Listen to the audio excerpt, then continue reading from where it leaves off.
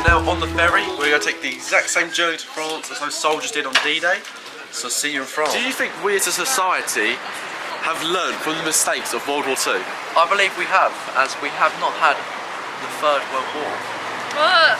Not really, because when you think about it, you've got Vladimir Putin starting a war against Ukraine. So I don't think we have actually. What do you hope to learn on this trip of the 80th anniversary of D-Day? How they invaded the beaches. I hope to learn about like how they invaded the beaches and how and how they got through France.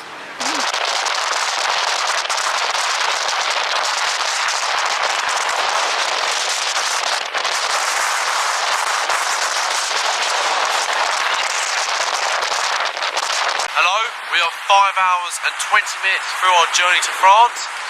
As you can see, we are very close now. We're about to enter the beaches, just like those soldiers did over 80 years ago. Hello guys, we're now on the shuttle, on our way to the hotel. We just landed in France. We've been on the boat for about 7 hours, absolutely exhausted. It is now 10:10 PM, absolutely exhausted. Here we just report the game to the camera. And there's traffic outside, big up the France, no fresh air, but yeah. So we're officially in France now, just came past the customs, and we're approximately 1 hour away from the hotel, and we'll see you in the morning. Hello, we are now in the hotel. It is about midnight, just watched the Portugal game. Quite sad that France won, it doesn't matter. Anyway, see you tomorrow morning, where we're going to start this trip. Hello, we have now had the lovely night's sleep of 6 hours. We are now travelling to Saint-Mary-Cleves for our first French World War destination. Danny, what are you most excited for today? Saint-Mary-Cleves, Omaha Beach, Pointe du Hoc, or the Le Cam German War Cemetery? I think I'm going to be most interested in the Omaha Beach landings because my granddad was a minesweeper for the bombs, so that all the ships could land there. Guys, oh my God, speak.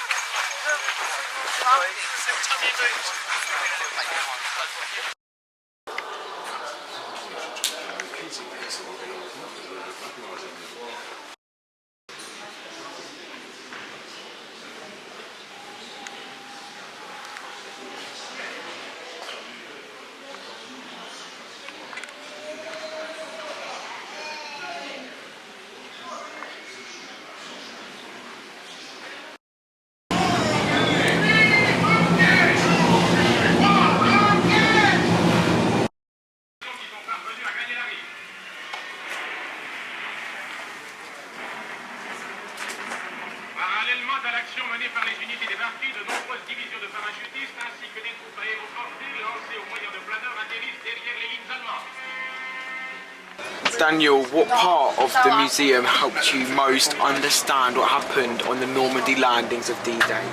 I think the most poignant part was when we entered the aircraft which the Americans would have parachuted from, and then it exited out to a huge map of like top view of France, which showed how distributed they were. They were miles apart, and the only way they could distinguish if they were Americans or Germans was really through the clicker.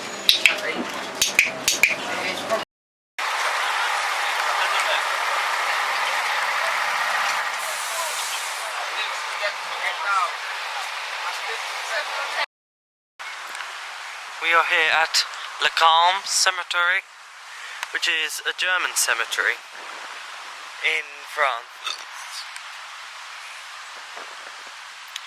The interesting thing about the cemetery is that a bunch of the people buried here were from the Hitler Youth in the 21st Panzer Division, and so they were 16 years old, which is really distressing because that's about my age, and having to go to war.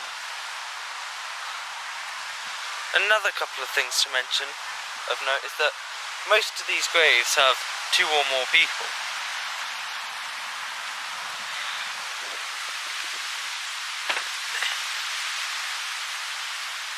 And It's because the graves aren't funded by the government, and so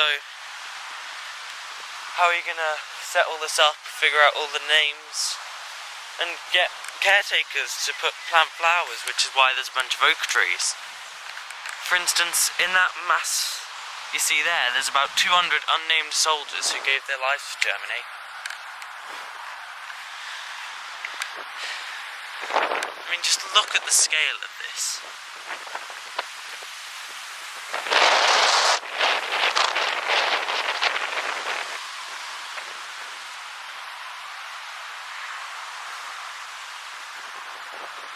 I'll see if I can find a 16-year-old and I'll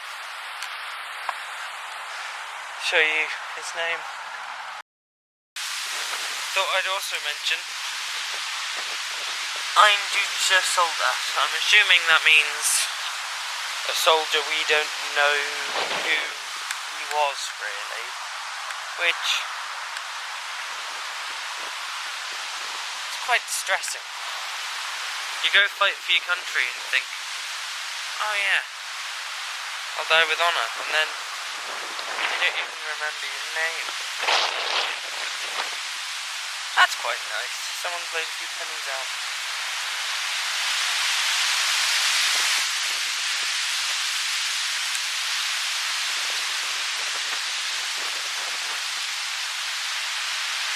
In 1914, he was 30 years old when he died. Hey, was he? Yeah. I've been thinking, we don't know any of these people. And so, Karl Berger, whoever you are, your name is on this videotape. We will remember you.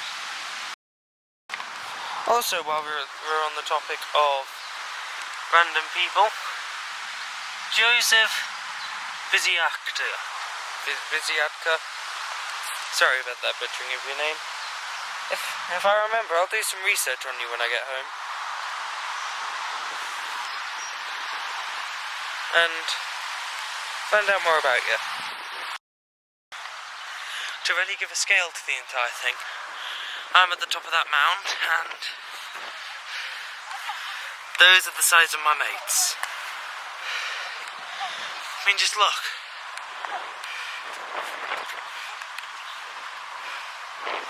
The graves go on and on. And on. And on. And on.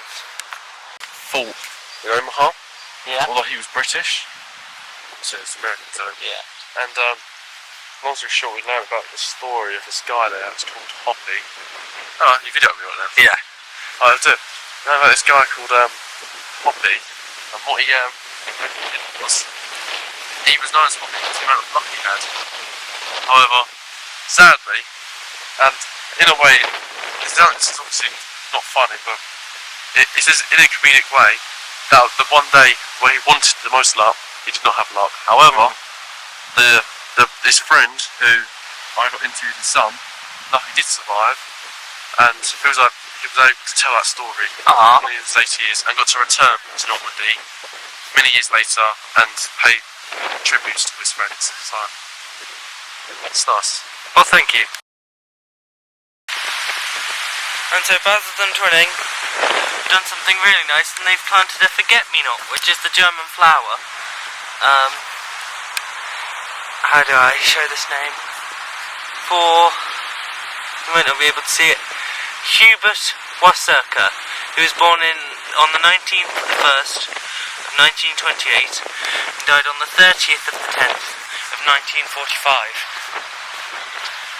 Which makes him 17, doesn't it?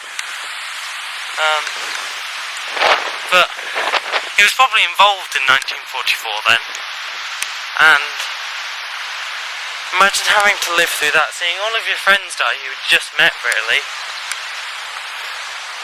And this is why we need to keep on educating people about the horrors of war. Thank you for listening.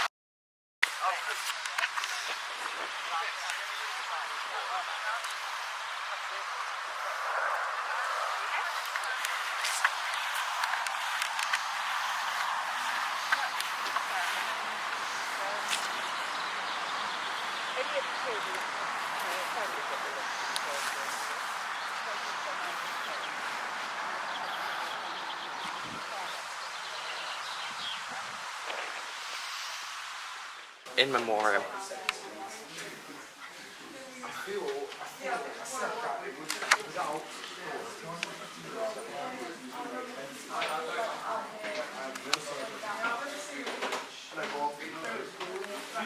Is it Beauchamp High School?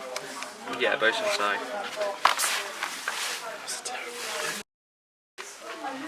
Or we will honour them. We will remember them. That's a good sentence, actually.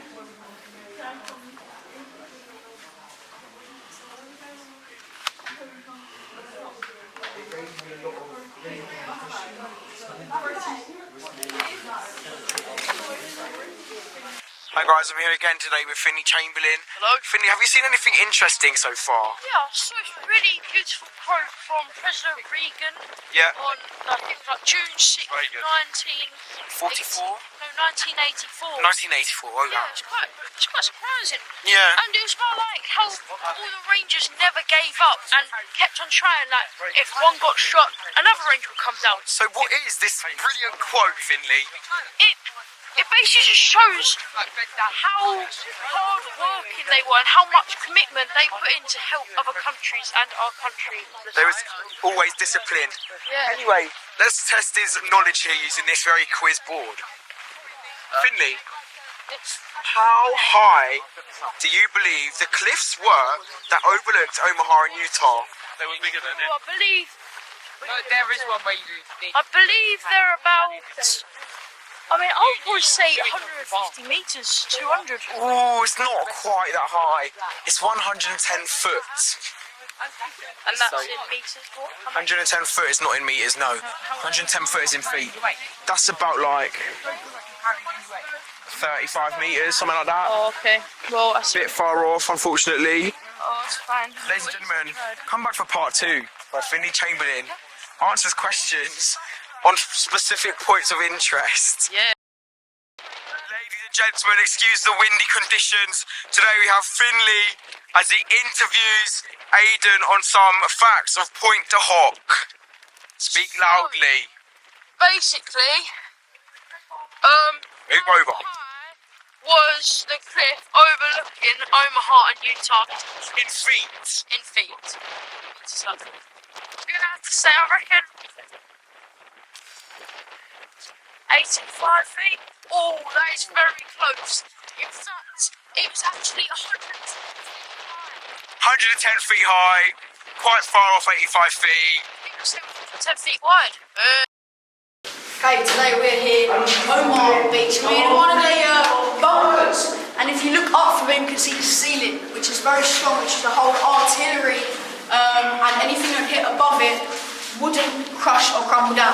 If we go for a little walk today, this side over here, we see this bunker is no bigger than any living room, and really, so it's about 20 to 50 men in. So you can see it used to be very tight, and people were definitely rummaging to safety. And you come up these stairs, very steep stairs actually, steep stairs, and you know, let's come up. As you see here, if you look here, we are surface up there and we're down here. We have to be a good 10 feet under the ground. You can also see the barbed wire to stop people from coming down. We're about 10 feet under the ground, and that's the reason why is because when artillery hits above us, or above them, sorry, it just wouldn't affect them. So people used to come in here for safety, ammunition, and to get stronger weapons and artillery.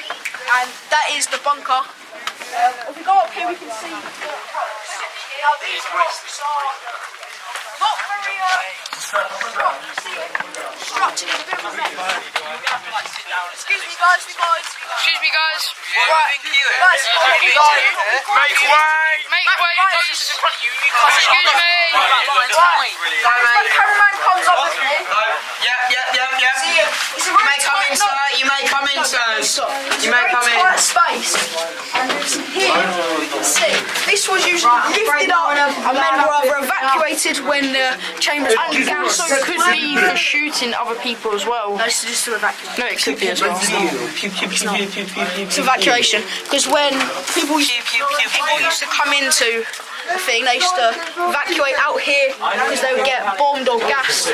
So they would quickly rush up the stairs. So you see, I'm no taller than like what 5'5", no taller than that, and I'm having to bend down. So you can see here these men really have to get down. As we now go down, let's go down. See here, I don't want it. really do have to go.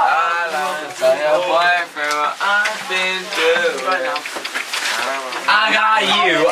Can I take a photo? And that comes to an end to the interview of the Point de Hoc, but one of the bunkers.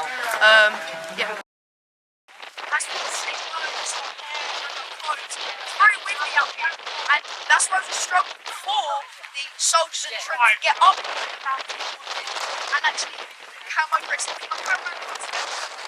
can see here, heavily artillery bombed. You can see the bunker that was over there. This one was more on land, but obviously troops wouldn't be able to come up and do this themselves. This was artillery based. They would shoot from behind the mountains. As you can see here, this tiny little bunker, and I think it's very similar to an escape route of some sort. Also you can see it goes all around. And as well, it's also where they would show because they can peek up. Hello guys, today we're here with Callum and we're going to ask him one question, very important question, on what are your opinions of Point de Hoc? I think it is a historical landmark that will continue to live on forever due to the fact of the very strong and very well preserved bunkers, guys.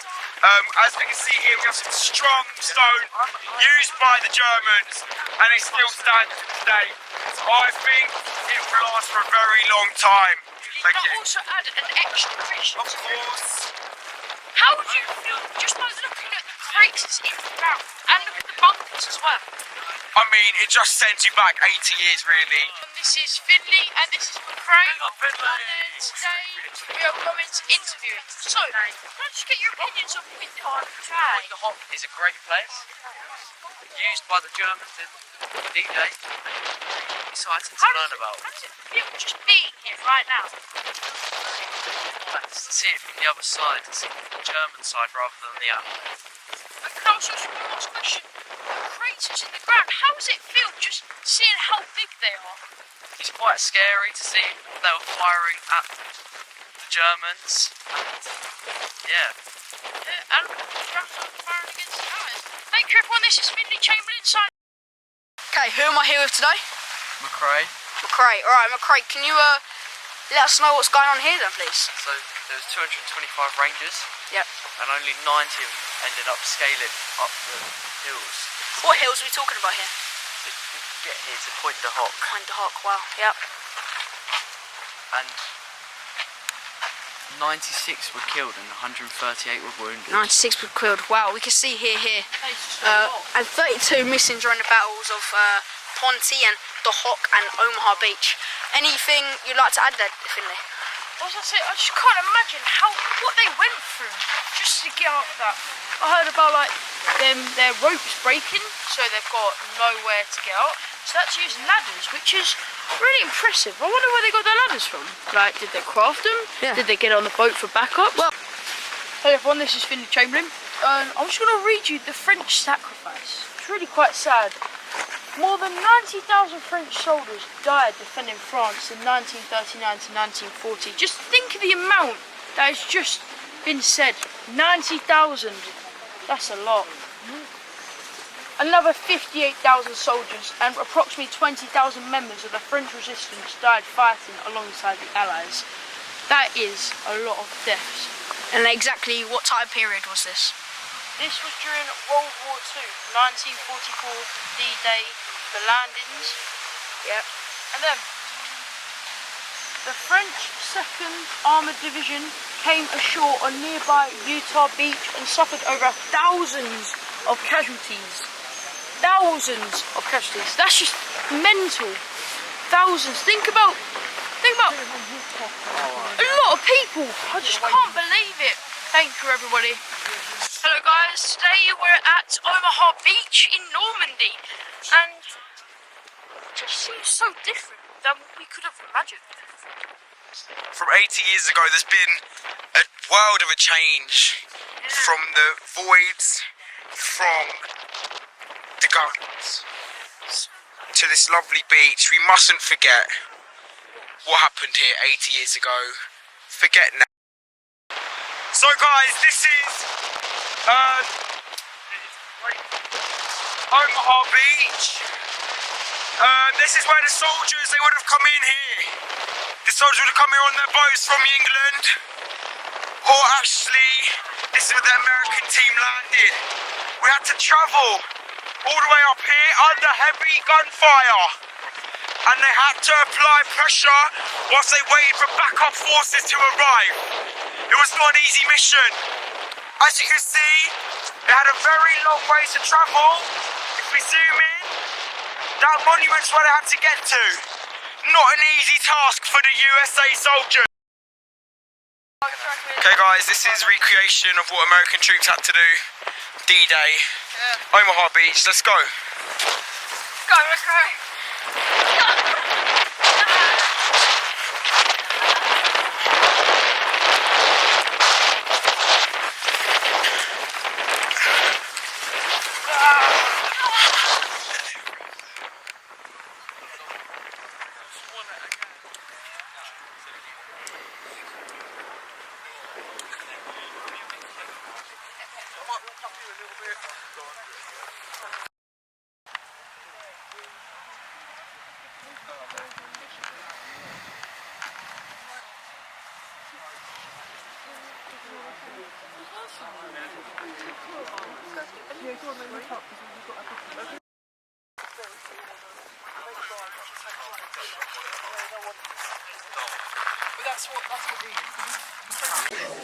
Hello everyone, and at the moment we're at this what's it called again? 360 Cinema. 360 Cinema. Just have a little look and admire. We're going to be watching this film about Normandy, like the Battle of Normandy, proper mental. Rate the film 1 to 10. It was 7. 7 out of 10. What about you? Yeah, probably a 7. It wasn't. What did you think about the movie we just witnessed? The movie was very good and very insightful to what the soldiers felt like on D-Day. What did you think about the 360? Did it make you feel sick? Did you make you feel it was chaotic like it was during D-Day? It made me feel like it was chaotic because everything was happening in different areas and it was looked very real. Did you feel like it represented what it felt like during D-Day? How everything happened everywhere? Yeah, I believe it did, yeah.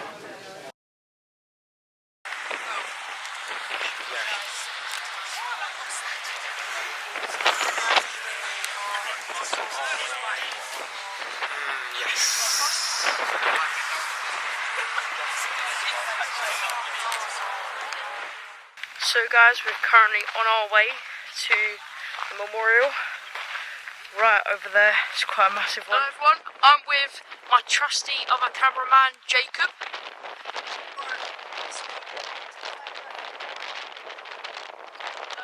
Allies.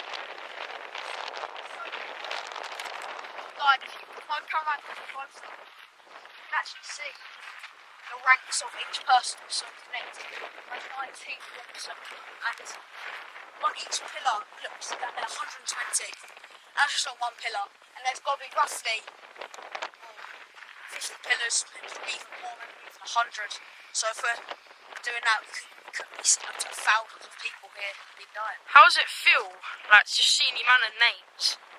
It's definitely not nice, although it is nice to come on more all the soldiers that died, but if you see on the pillars, I mean, there's so many deaths. If you look to your right, there's even more, and it does really make you think about these men were very brave, and what they've done in the war was really spectacular, and I don't think anyone in Argentina could do what they did, and I think that's why they deserve memorials like this. It needs to be done with a Union Jack and a French flag. You know, it's really spectacular.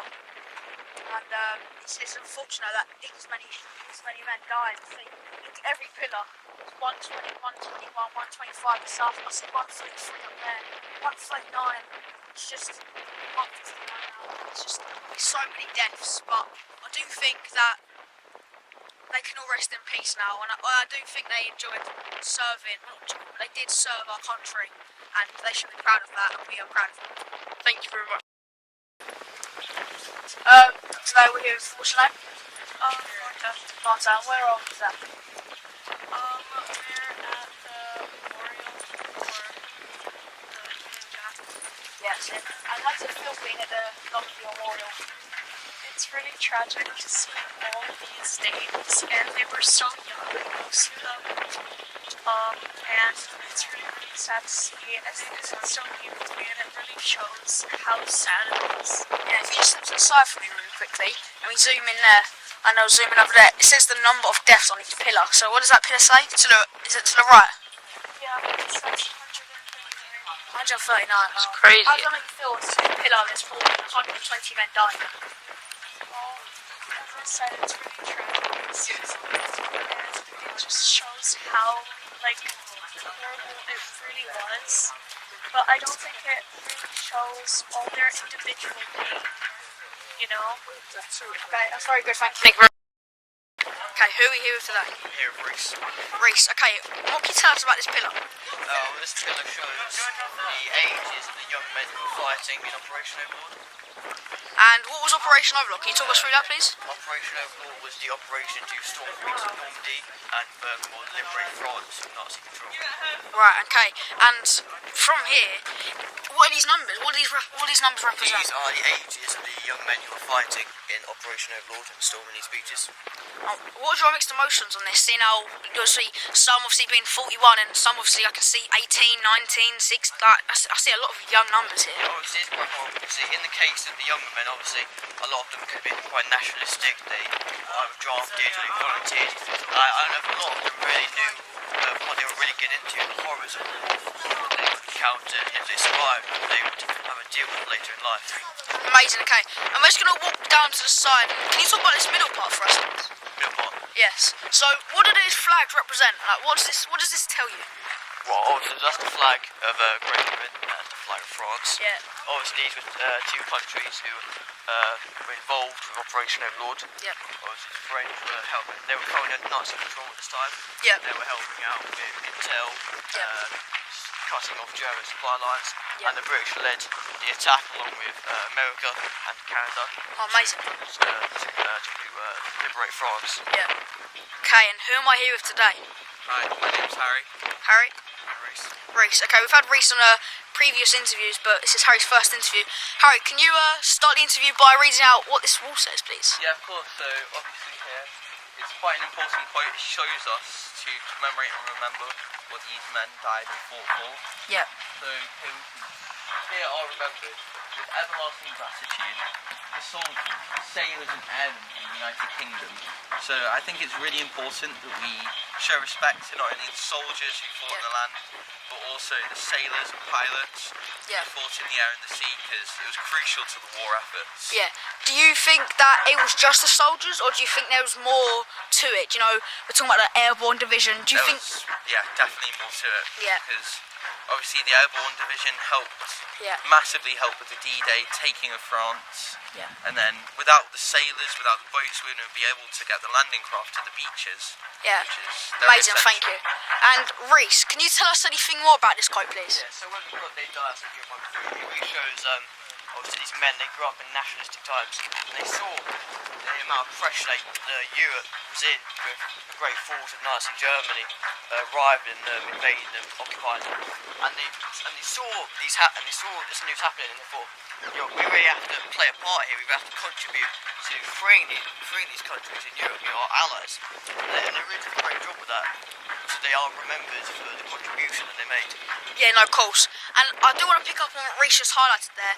The quote there, they died so that Europe may be free. Harry, would you like to analyse and pick out points from that? Yeah, well, obviously this is why everything's here. So much effort has been put into it, because they sacrificed their lives so we could be here. You know, terrible things would have happened if they didn't give us everything that they had. And obviously, looking at the ages, some of these men were 16, quite close to our age. So it's a lot what they did for us. Could you imagine you in 2 years doing your GCSEs, but these men were out fighting in the trenches and, you know, obviously as we spoke, we just went to Omaha Beach earlier on, yesterday, sorry, and the things they had to do, the way they had to climb up Pointe du Hoc, and can you just elaborate on that, please? I think it would be quite tragic for these men to go through so much emotional distress. Yeah. You have to take the life of another person to survive. Yeah. It's really just too much. Yeah. And it's just a shame that all of it happened. Why we need to prevent it from happening once again, which is why we have all of these memorials. Yeah, no, of course. And I do like to highlight here, Reese, would you like to come forward? This memorial was, and then can you finish the sentence for me, please? Yes, this memorial was placed here by the Prime Minister, and it shows the remembrance that we have to give to these men. Obviously, they fought for us and they lived for us. And without them, we probably wouldn't be in the same place we are today. We wouldn't be in a thriving society, multiculturalism and a thriving economy and whatnot. So it really does show that these men made a great struggle to getting us where we are today. Yeah. So it really is tragic, obviously, to see what these men. Obviously, they made such a great contribution to getting us where we are today in this thriving society. And I don't think without them we wouldn't really.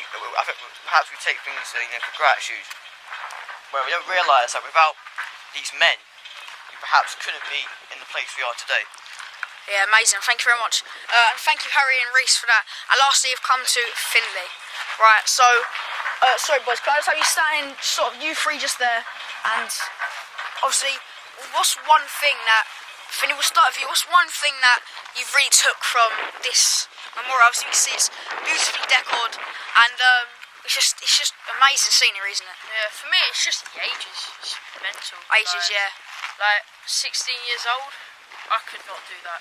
Like they must be really brave. The bravery and the courage and all these men, even at the age of 40, I do think we are sort of always talking about the younger generation, but I do put respect on the older as well, because they just set out role models. The younger wouldn't have done it if the 40-year-olds or 30-year-olds and the late 20s wouldn't have done it. So I do really think we should highlight that. Harry, what is your experience? Well, I think it's heartbreaking. If you look at the pillars, they're filled with 100-odd names. There's hundreds of them.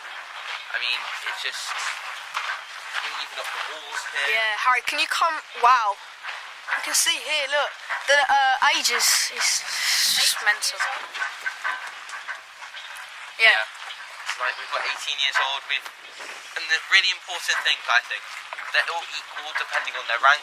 If they're maybe a general, major, and even just a private, they're all equal here. Yes. Because at the end of the day, they fought for their country and they did the same job. Amazing. Thank you very much. And thank you very much, Harry, for that. And lastly, but obviously, we've got Reese. And what is your take from this experience? Like, what has really stood out to you? And yeah. Obviously, I mean, it's definitely a place I'm going to remember, and just something I've noticed that obviously it must have took so much effort to create this place and bring out all these names and identify everyone. I think that effort is really reflected in these men also did fight for their country and fight for their flag and play forward them. Amazing, thank you very much. And lastly, lads, just want to say thank you so much for that. And can we just, that's fine, just take in this amazing place.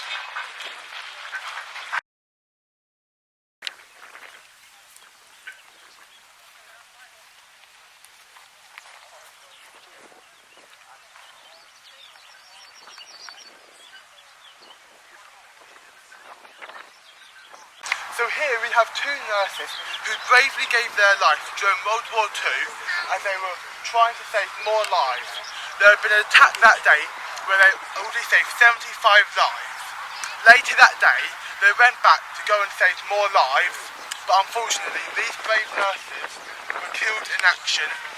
This is obviously where they tried to save their lives, and they deserve this memorial because these people, in my opinion, are some of the bravest. They were already safe, but they went back to save even more lives. Thank you very much, Matthew.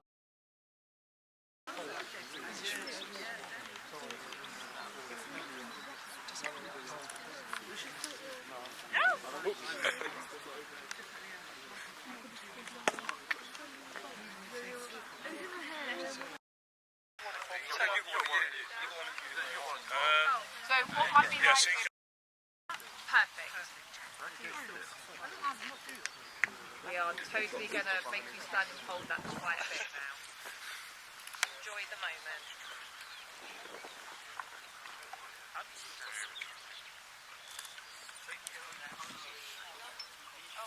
Hold the pose, that's still going.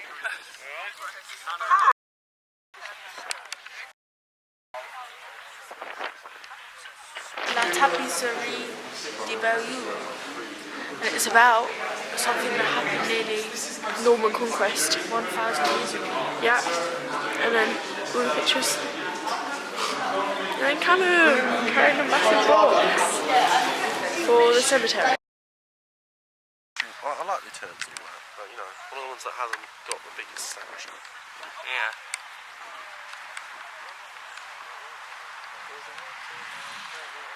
Oof, I'm shaking. I don't know why. Oh. Hello, we are at the biggest war cemetery for the Commonwealth. This is at Bayeux, obviously. There's about 4.5 thousand million, no 4.5 thousand that are obviously dead here. We're about to, I don't know why I said million by the way guys, we're about to place this cross in one of these graves and so we can remember them, because obviously some of these people we've forgotten about. Hopefully this will put some remembrance into them so we can look at them, learn about them, maybe research them when we get back. So Can you tell us how you're going to choose where to put your cross? I'm choosing the one that might have the least flowers, the least remembrance. Obviously some of these are lovely and decorated very beautifully, like that one there. Which has, this one has one cross already and has flowers blooming over them. However, there's some, if you looked back there, you can't really see it, No. but I've got less flowers on them. Oh, over here. Right, one's like over here, as you can tell.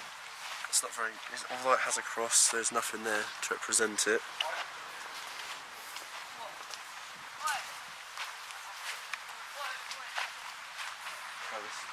And one like this, aged furnace, he's got nothing to remember him and he's just got weeds. Thank so, you. I might place one. We've got one here as well, because it's nothing. Why don't we place both of ours here and here? How old is he? He was 34, he was 20. Dibs 20. So yeah, have a little think about, go around and even the ones you're not putting a cross next to, have a little think about for a minute how old, that one there, 19. Never had a chance to live. I mean, how old are you now? 15? Yeah. 14, 15, yeah. No. Ethan will be a bit older, won't he? Yeah.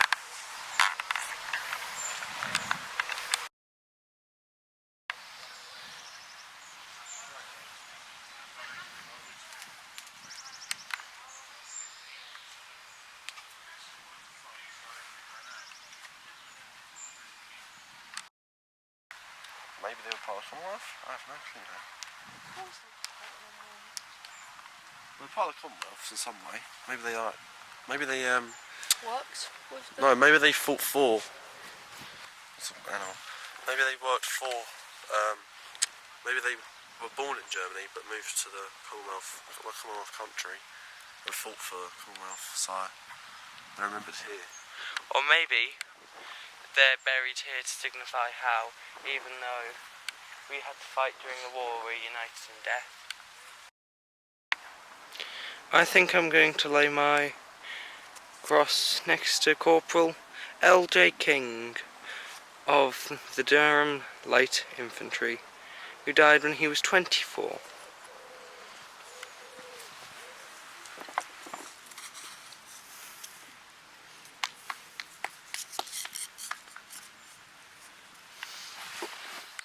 back somewhere in between the girls. Salami, get him. So they retreated, and it gave time to the first wave of reinforcement to come without problem at 4 a.m. Right, let's go squish up, shall we? Oh yeah, someone just drowned.